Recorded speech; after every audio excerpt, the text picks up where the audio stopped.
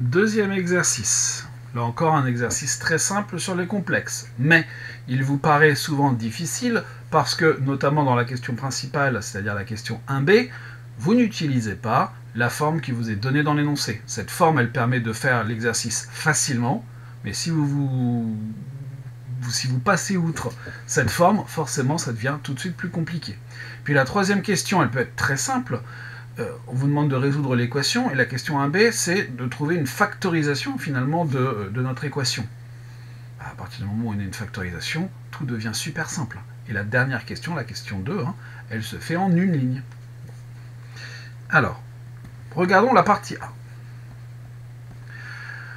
Montrer que E admet une solution réelle, que l'on note Z1.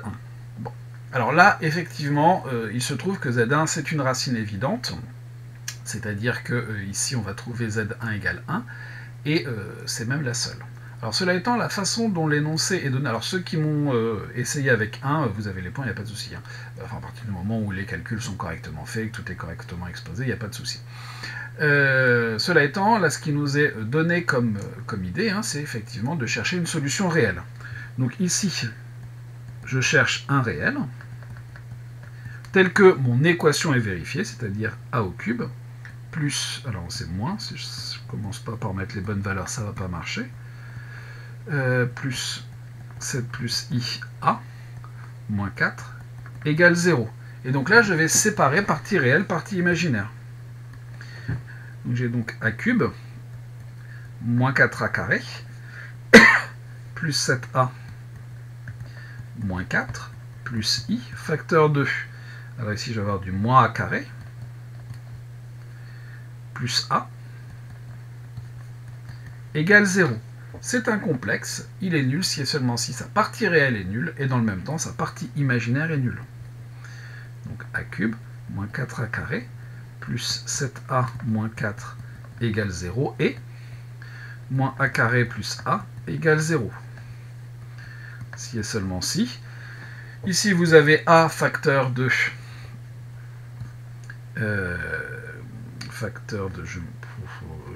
ça revient à a facteur de a moins 1, en fait, c'est si je mets a en facteur, disons que j'ai multiplié par moins 1 et que j'ai mis a en facteur, et ici j'ai a cube moins 4a carré plus 7a moins 4 égale 0, ce qui revient à a égale 0 ou a égale 1, et dans le même temps, a cube moins 4a carré plus 7a moins 4 égale 0. Or, ici on voit très bien que en remplaçant a par 0, je n'obtiens pas 0, et en remplaçant a par 1, j'ai a 1 pardon, moins 4, ce qui me fait moins 3, moins 3 plus 7, 4, moins 4, 0, ce qui revient à a égale 1. Donc finalement, mon équation E admet 1 pour unique solution réelle. Alors le unique, je le mets entre parenthèses, parce qu'il ne nous est pas demandé dans l'énoncé, mais on a gagné, entre guillemets, cette information gratuitement en résolvant notre système, pour unique solution réelle. Donc on a bien un Z1, et en plus le Z1 vaut forcément 1. Question 1b. Montrer qu'il existe deux nombres complexes a et b, tels que pour tout nombre complexe z, on est, et là on nous donne une factorisation. Bon. Ce que je vais faire, moi, c'est que je me donne z appartenant à c, et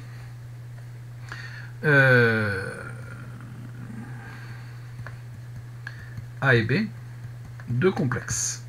On a donc z moins z1, maintenant je sais que ça vaut 1, facteur de z moins 2 moins 2i, facteur de az plus b. Alors est-ce qu'on va faire comme ça? Je vais faire deux méthodes. Donc, je développe. Donc je commence par développer les premiers. Donc je vais avoir du z carré moins 2z moins 2iz moins z plus 2 plus 2i, facteur de az plus b. C'est-à-dire que j'ai du z carré. Ensuite, en z, je vais avoir du moins. Ici, j'ai 3 plus 2i. Plus 2 plus 2i. facteur de AZ plus B. Et là, je développe. Je vais donc avoir du AZ au cube plus BZ au carré moins 3 plus 2i multiplié par AZ au carré moins 3 plus 2i BZ plus 2AZ plus 2B plus 2i AZ plus 2IB. Et je regroupe. Donc je vais avoir du AZ au cube plus en Z au carré. J'ai donc il me manque des morceaux, il me manque des morceaux, il me manque des morceaux. Qu'est-ce que j'ai fait? Bon, il me manque pas de morceaux. C'est bon, c'est bon, c'est bon, c'est bon. En Z au carré, j'ai donc B moins 3A plus 2IA Z au carré. Et en Z, j'ai alors 2A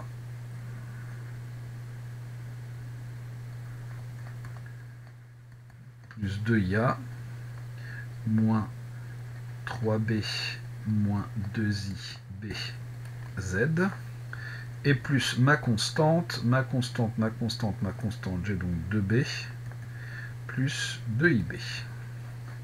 Et ça, si je veux que ce soit égal à mon polynôme de départ, c'est égal à Z cube moins 4 plus I Z carré plus 7 plus I Z moins 4, si et seulement si. Et je vais identifier les coefficients. Donc là, le coefficient c'est A, qui vaut 1. Donc je sais déjà que A doit être égal à 1. Ensuite, j'ai B moins 3A plus 2IA, qui doit être égal à mon coefficient en Z carré, c'est-à-dire moins 4 moins I. Ensuite, j'ai 2A plus 2IA moins 3B moins 2IB, qui doit être égal à mon coefficient en Z, c'est-à-dire 7 plus I. Et enfin, ma constante, j'ai 2B plus 2IB, qui doit être égal à... il doit me manquer quelque chose, parce que sinon, ça ne va pas marcher. Sinon, je vais avoir B qui vaut 0, et ça ne colle pas. Non, puisque B est un complexe, j'ai rien dit. Donc je sais déjà que A est égal à 1. Ici, si je remplace, j'ai donc B moins 3A qui doit être égal à moins 4. Donc B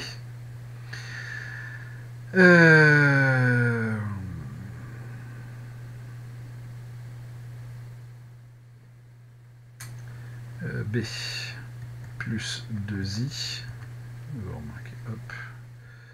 B doit être égal à moins 4 plus 3A moins I moins 2I.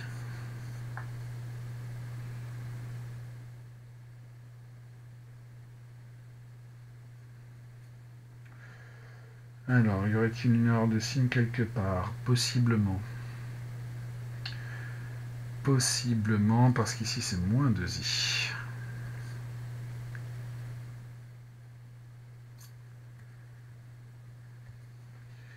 Donc ici c'est plus 2i.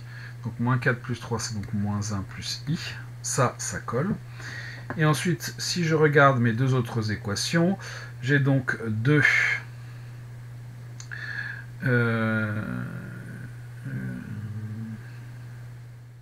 oui, c'est ça, 2 et 3, 5 et 2, 7. Donc 2A, 2 fois 1 plus 2i. Je remplace, hein, donc 2 plus 2i moins 3b. Donc je vais avoir plus 3 moins 3i moins 2ib, donc plus 2i moins 2i carré, donc plus 2. Ça me fait 3 et 2, 5 et 2, 7. 2 moins 1 plus 1 plus i, donc ça c'est ok, c'est validé. Et ma dernière, si je fais 2 facteurs de moins 1 plus i, j'ai donc moins 2 plus 2i plus 2ib. Donc je vais avoir du moins 2i moins 2, ce qui me fait moins 4, c'est validé. Conclusion.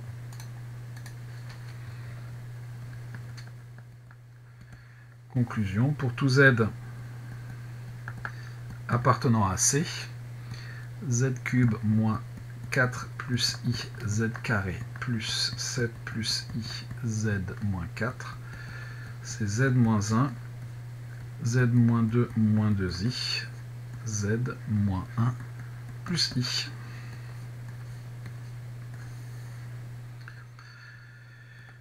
Donc on va faire une deuxième méthode.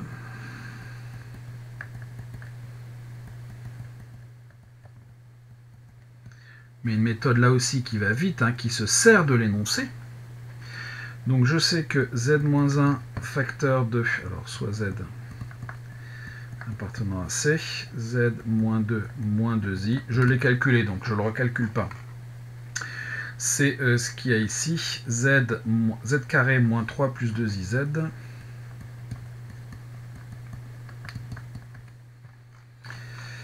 hop, plus 2 plus 2i. Et je vais diviser mon polynôme initial par ça. Alors la division, elle n'est pas forcément simple à faire.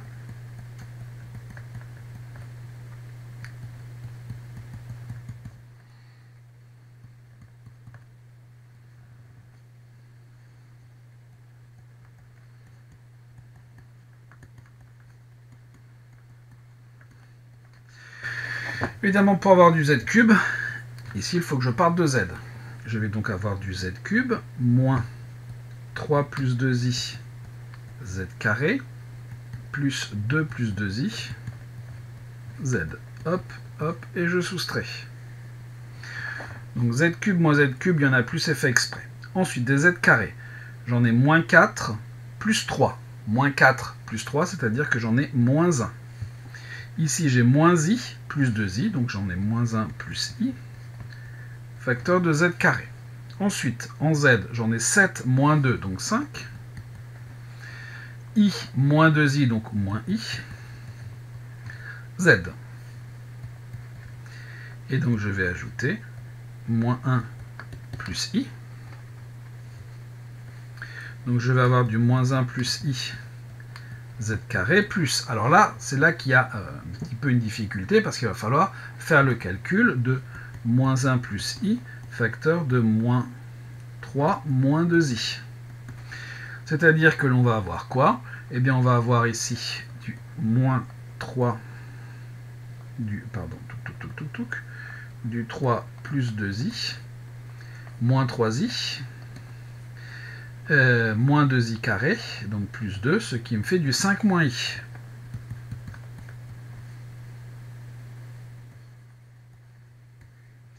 Et ensuite, il me faut du moins 1 plus i, facteur de 2 plus 2i. Alors là, ça peut se faire un petit peu plus vite, parce que vous allez avoir du 2 facteur de i plus 1, facteur de i moins 1, c'est-à-dire du 2 facteur de i carré moins 1, c'est-à-dire du 2 facteur de moins 2, ce qui nous fait du moins 4. Donc ça, c'est du brouillon.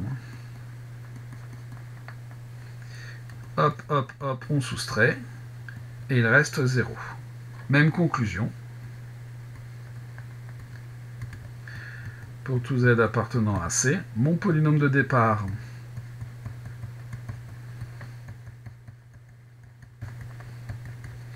c'est ce polynôme, mais qui est en fait z-1 facteur de z-2 moins 2i, facteur de z moins 1 plus i. C'est bien ça. Donc on obtient le même résultat, heureusement. Une des deux méthodes, évidemment, suffisait. Dernière question de cette partie, résoudre E. On a une factorisation.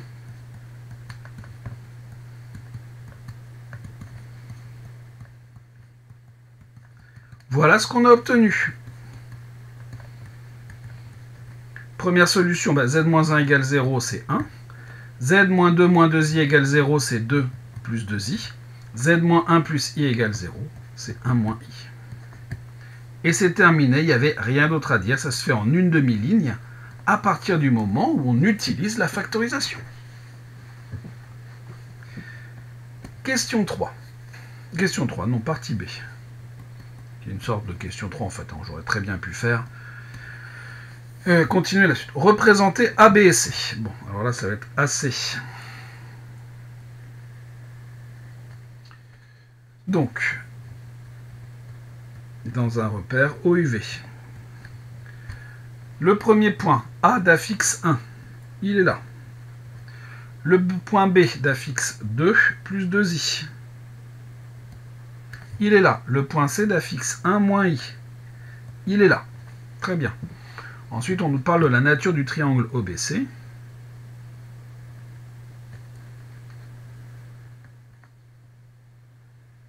Bon, bah là, clairement, quand je fais la figure, je vois bien que j'ai à faire un triangle rectangle en haut. Donc je vais démontrer que le triangle est rectangle en haut. Je ne vais pas essayer de démontrer autre chose. Attention, le fait de le voir sur la figure ne démontre rien. Comment montrer que le triangle est rectangle en haut? Je vais calculer ZB moins ZO sur ZC moins ZO. C'est-à-dire ZB, c'est 2 plus 2i, sur ZC, qui est 1 moins i, donc je vais avoir du 2 plus 2i, facteur de 1 plus i, divisé par 1 moins i, facteur de 1 plus i, c'est-à-dire, ici j'ai 2 facteurs de 1 plus i au carré, divisé par le module au carré, 1 plus 1, 2. Et j'ai donc quoi? J'ai donc 1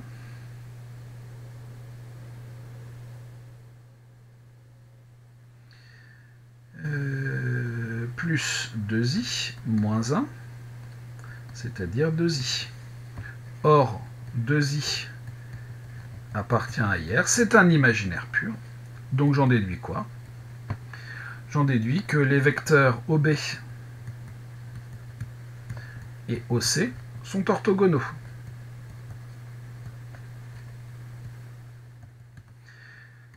OBC est donc rectangle en haut.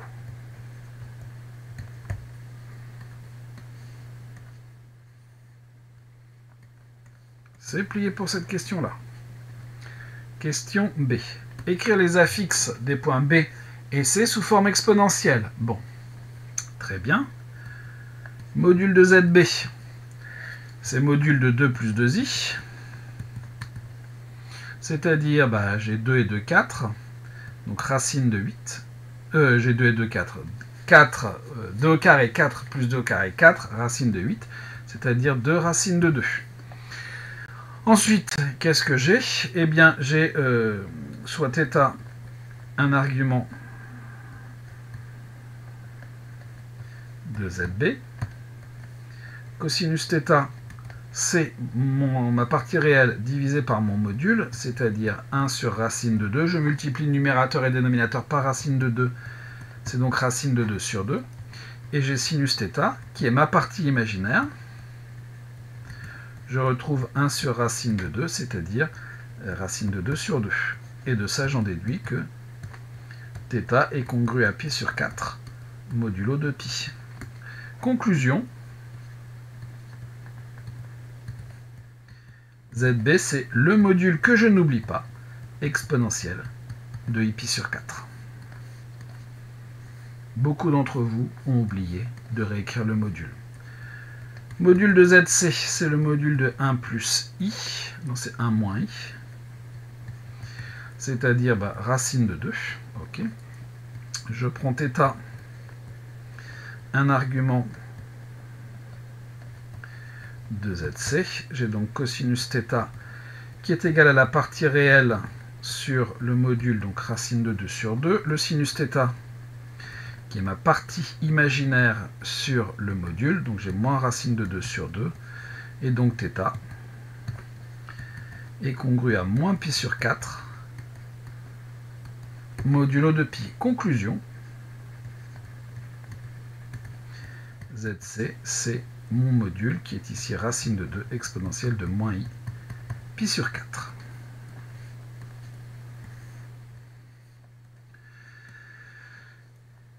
Question suivante.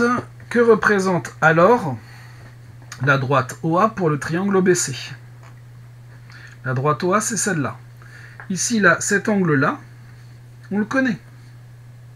On vient de le déterminer. C'est moins pi sur 4. Cet angle-là, on le connaît. C'est pi sur 4, d'après ce que l'on vient de dire.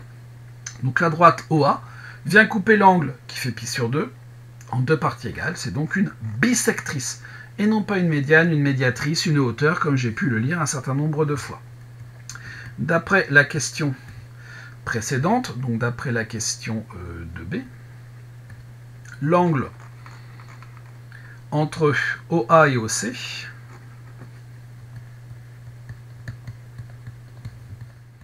c'est moins pi sur 4 modulo 2pi, et l'angle entre OA et OB c'est pi sur 4 modulo 2pi. Donc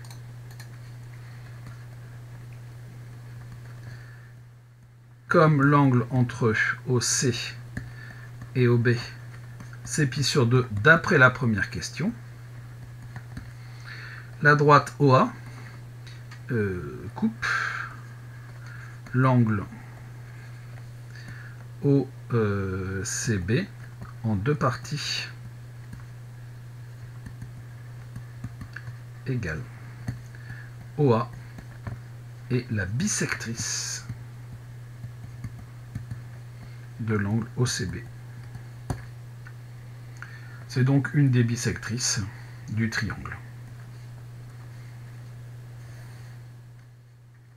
Et c'est justifié, il n'y a rien d'autre à dire.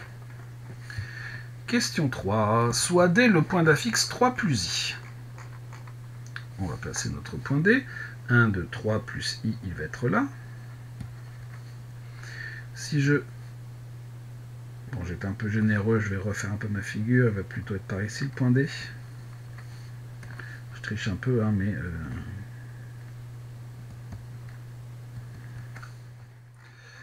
Avec des carrés et de quoi mesurer, c'est plus facile sur une feuille. Déterminer la nature du quadrilatère au CDB. Évidemment, c'est un rectangle. Mais, il va falloir le dire proprement. Donc, ce que je vais faire, c'est que je vais d'abord montrer que j'ai un parallélogramme. Je vais donc calculer l'affixe du vecteur OB, l'affixe du vecteur CD. L'affixe du vecteur OB, c'est ZB moins ZO, c'est-à-dire 2 plus 2i. Ensuite, j'ai l'affixe du vecteur, on a dit CD, c'est donc ZD moins ZC, c'est-à-dire ZD 3 plus I, moins ZC, donc moins 1 plus I, et j'ai donc 2 plus 2I. Et j'obtiens la même affixe que le vecteur OB. Donc j'en déduis l'égalité des vecteurs. J'ai une égalité de vecteurs, j'ai donc un parallélogramme.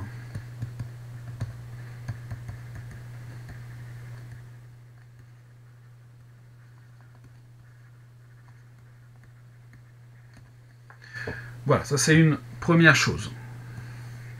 Alors pour montrer qu'il y a un parallélogramme, certains m'ont calculé les longueurs de chacun des côtés. Vous avez remarqué qu'il y a deux paires de côtés opposés qui ont la même longueur. Ça permet d'avoir un parallélogramme. J'ai eu aussi les diagonales, le milieu des diagonales qui est le même, donc ça permet d'avoir un parallélogramme. Mais c'est un petit peu plus long que ça. Et par ailleurs, on sait qu'il a un angle droit. L'angle OCB est droit. Un parallélogramme qui a un angle droit, c'est un rectangle. Mais attention, il faut d'abord dire c'est un parallélogramme. Sinon, le fait d'avoir un angle droit ne donne pas forcément un rectangle si on n'a pas déjà un parallélogramme à la base. Donc ça, c'était quelque chose que j'attendais, parallélogramme. Alors, il y avait une autre façon de faire, hein, c'était de calculer tous les angles, et un quadrilatère qui a 4 angles droits est aussi un rectangle, ça marche aussi, mais c'était quand même beaucoup plus lourd. Conclusion, OCDB est un rectangle, puisque c'était pas un parallélogramme qui a un angle droit. Si vous a manqué le mot parallélogramme, il vous a manqué des points. Et voilà pour ce deuxième exercice qui n'était pas très difficile.